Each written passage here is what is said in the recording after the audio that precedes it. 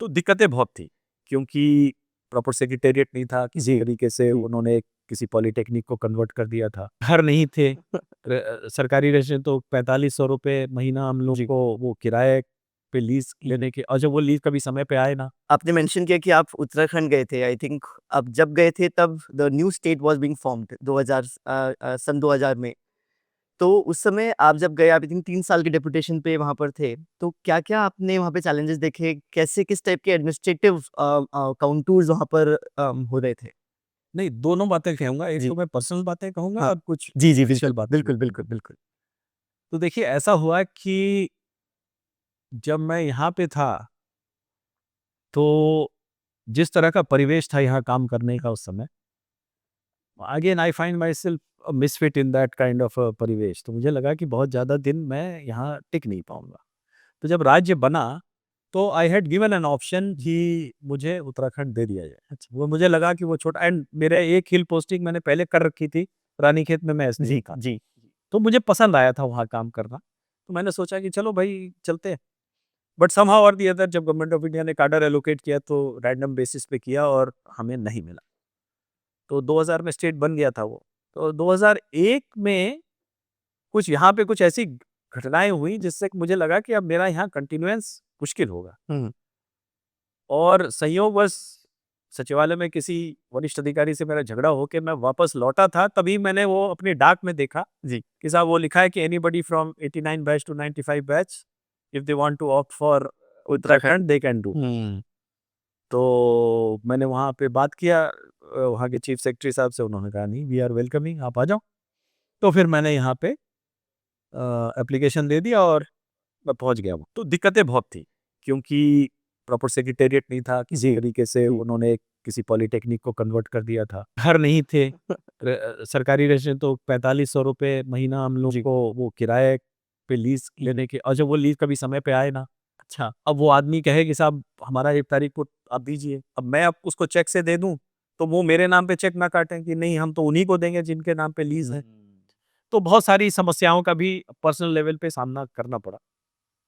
लेकिन जो मैंने देखा वहाँ पे, एक की जो सेट ऑफ नई सरकार बनी वहाँ पे, चुनाव चुनाव हुए। हम नवंबर 2001 में गए थे, फरवरी 2002 में वहाँ चुनाव हुए और चुनी हुई सरकार आई, उससे पहले तो वैसे चल रही थी। तो एक मैंने देखा कि एक जज्बा है कि भाई, और उस टाइम पे लोग उत्तराखंड को, तब उत्तरांचल नाम था उसका, जी। They did not give it a chance to succeed. वो कह रहे थे कि ये बास्केट केस होगा नॉर्थ ईस्ट के, क्योंकि रेवेन्यू बेस बहुत कम था हुँ। और डिमांड्स बहुत थी। करेक्ट। तो उनका कहना था कि ये कभी राज्य सेल्फ सस्टेनिंग राज्य नहीं बन पाएगा and it will forever be dependent on central grants and all. और लोगों में, both at the political leadership level और ब्यूरोक्रेटिक लेवल पे और पब्लिक में, जी। आम, कि नहीं साहब हमने उत्तराखंड बनाया है तो हमें इसको एक अच्छा बनाएँगे। अच्छा राज्य बनाएंगे, जी, ये जी। संकल्पना ऊपर से नीचे तक का था। तो जितनी भी कठिनाइयां थी, काम करने में मजा बहुत आया। जी। और मैं कई बार देखता हूँ कि जैसे यहाँ पे हम काम कर रहे हैं आज की स्थिति पर, सारा ऑर्गेनाइजेशन है, पूरा एक पैराफर्नेलिया है, ऊपर से नीचे तक पोस्ट फील्ड है। वहाँ पे it was like blank slate. Blank slate. या तो blank slate is a challenge because you don't have correct, resources correct. or you don't have people. But blank slate is also an advantage because you can write whatever you want to write. यहाँ पे तो लिखा हुआ इबारत है, उसी में थोड़ा बहुत आप चेंज कर सकते जी। हैं। वहाँ पे आपको सिस्टम बनाने का मौका मिलता है। तो मैं जो समझता हूँ कि नए राज्य में जाने का जो मेरा फैसला था कि हमें नए सिस्टम्स बनाने का मौका मिलेगा, एक दूसरे तरह का गवर्नेंस कहानी, गवर्नेंस स्टोरी लिखने का मौका मिलेगा, वो जरूर मिला मुझे। चैलेंजेस भी थे जी। Because you had to make do with lesser resources, correct. but you had the freedom to innovate and write a new story on your own. तो आपने मान लीजिए किसी ऑथर ने स्टोरी लिख रखी है, उसमें आपको एक पैरा ऐड करना हाँ। है, वही सभी आपको पूरी कहानी नहीं। कहानी लिखनी पड़े, बिल्कुल ठीक बात। तो ये उसमें मेहनत ज्यादा था, बिल्कुल। रिसोर्सेस कम थे, लेकिन नई कहानी लिखने का जो मजा है, प्लॉट क्रिएट करने का जो मजा है, वो जरूर वो थ्रिल जो है वो मिला मुझे। सर जब भी कोई नया स्टेट बनता है, क्योंकि आई थिंक एक तो एग्जांपल है उत्तराखंड का, उत्तरांचल का, बट और भी स्टेट्स इंडिया में ऐसे बने हैं हिस्टोरिकली। तो आप क्या देखते हैं फ्रॉम योर ओन एक्सपीरियंस कि चाहे वो इंस्टीट्यूशनल बिल्डिंग हो, चाहे गवर्नेंस कल्चर को नया एस्टैब्लिश करना हो, चाहे पूरा एडमिनिस्ट्रेटिव सेटअप को करना जो आपने बताया कि वाज़ रिक्वायर्ड, वो कैसे होता है? क्या-क्या चीज़ें ध्यान रखनी पड़ती हैं? How does that step by step happen?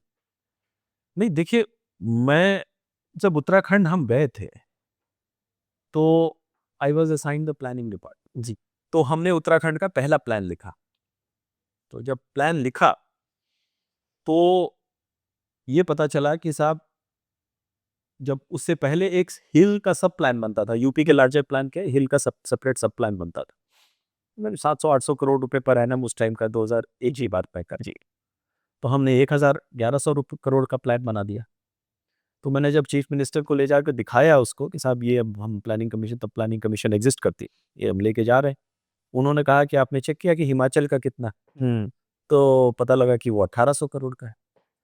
तो मैंने कहा कि साहब उनका 1800 करोड़ का है। तो उन्होंने कहा कि भई तो हम ज्योग्राफी में भी सिमिलर हैं, एरिया में भी सिमिलर हैं, पॉपुलेशन में हम if at all we have more, ji.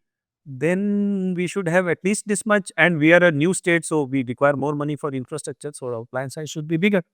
When I talked to planning commission, they said yes, your plan size should be bigger, but you don't have sufficient resources. Central government के transverse fixed हैं जो उनके finance commission के formula के हिसाब से, तो अभी हम कुछ कर नहीं सकते इसके बारे में। तो चीफ मिनिस्टर मान ही लिए उस बात को। देन दे सेड कि नहीं ऐसे तो काम चलेगा नहीं। और उस टाइम आपको विश्वास हो नहीं होगा, उत्तरांचल की revenue was half that of Himachal. Himachal. Himachal. मतलब हाँ। व्हेन आई से रेवेन्यू, आई से जो जीएसटी जो उस जी। टाइम वैट कहते थे, वैट कह रहे थे। जी। क्योंकि और एक्साइज वगैरह में कुछ होगा, लेकिन what was the major source. तो उसकी मैं कंपैरिजन बताता हूँ, बिकॉज उसकी डेटा तब 2000 की भी मौजूद है और 2023 आज की डेट में उत्तराखंड की revenue is 2.2 times that of Himachal. Within a span of 20 years, from half, they have gone to double. Double. Because उस टाइम जज्बा था कि हमें बनाना है, और हुँ। उनको लगा रेवेन्यू को बनाने के लिए what are the main drivers of it. Hmm. So they identified कि कौन-कौन से मेन ड्राइवर्स हैं. Industry was one hmm. of them. Tourism was second. आपका पावर जो हाइड्रो पावर है that was the third. Hmm. And then horticulture and so on, जो कि पहाड़ों पे हो सकता है। ऐसे 3-4 एरियाज उन्होंने आइडेंटिफाई किए, and then they went after it with a mission. And that is the reason why you see that Uttarakhand is not only surviving, but it is thriving.